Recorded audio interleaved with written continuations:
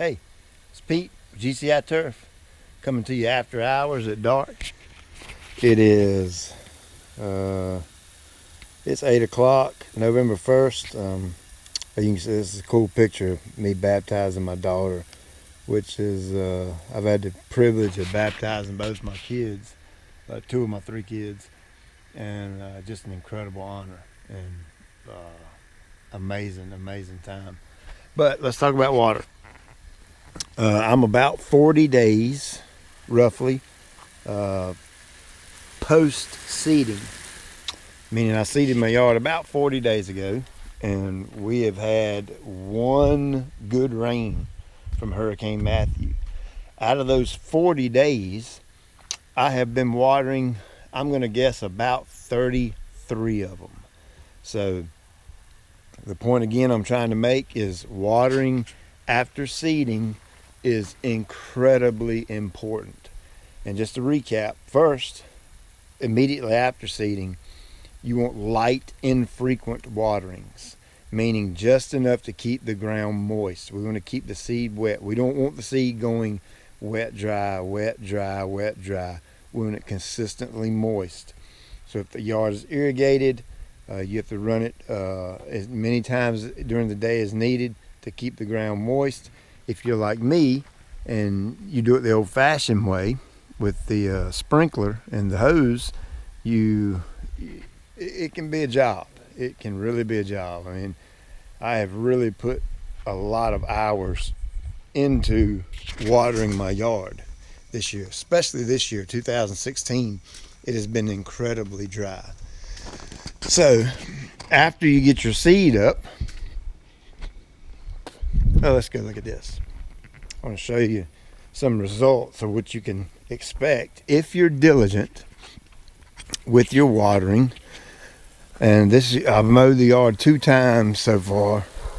Hopefully you can see this. I know it's dark, but hopefully you can see this. Look how thick and dense that turf is. And of course, I'm not mowing it to death. I'm letting it go 8, 9, 10 days in between mowing because I don't want to mow it to death. I want to give this new grass time to come in and mature and harden off.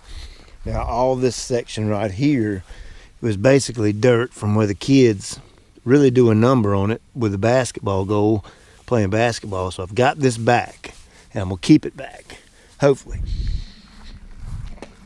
Well, once you get your seed up, and you've mowed it a couple of times, like I said, you have to continue watering.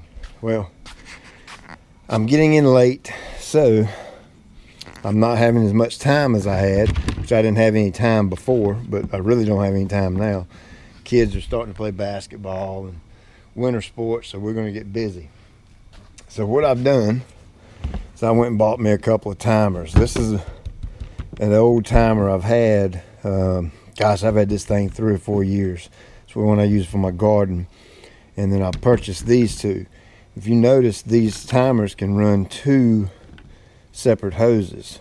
So here I'm going to have a total of 1, 2, 3, 4, 5 hoses running. And I bought me a few more of my favorite little sprinkler head, the Orbit gear drive.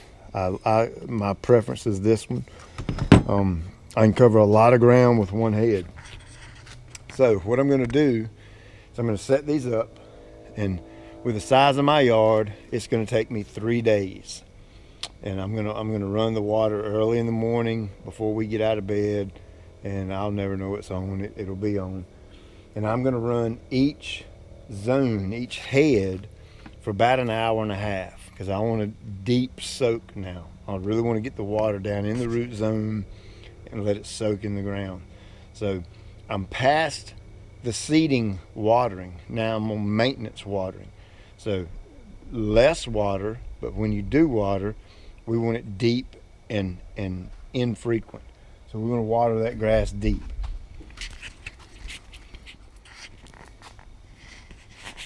You can also see I picked me up a couple extra of my favorite hose, the 0G. And like I said, you can get all this at Lowe's. One of the reasons it's one of my preferences is because it's what's available to me. We have a Lowe's right down the street, so I can pick it up pretty easy. Again, these are about 40 bucks. The timers are about 40 and the heads are about 17. So yes, it is a little bit of an investment. Spend a little more money, but gosh, you're paying money for seeding and fertilizing and weed control.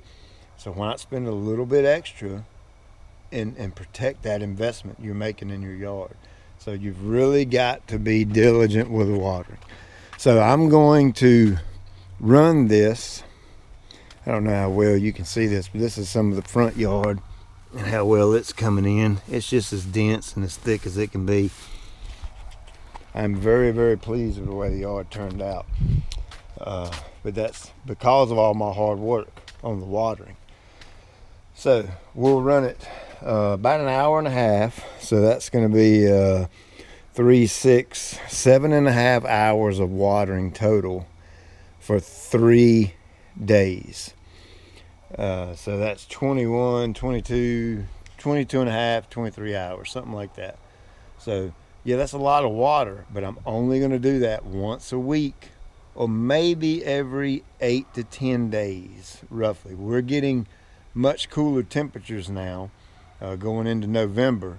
It's been incredibly hot this October, 80 degrees or better, so I've had to water more. So now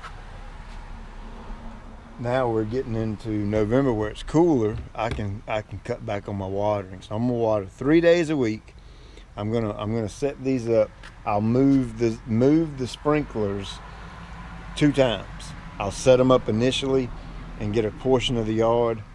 Then the next day when I get in, I'll set it up in another portion of the yard. And the third day, set it up in a third portion of the yard. I think I can cover my whole yard just by doing that. So I'm gonna get them set up tomorrow, and I'm gonna show you how I set them up, and I hope this helps you.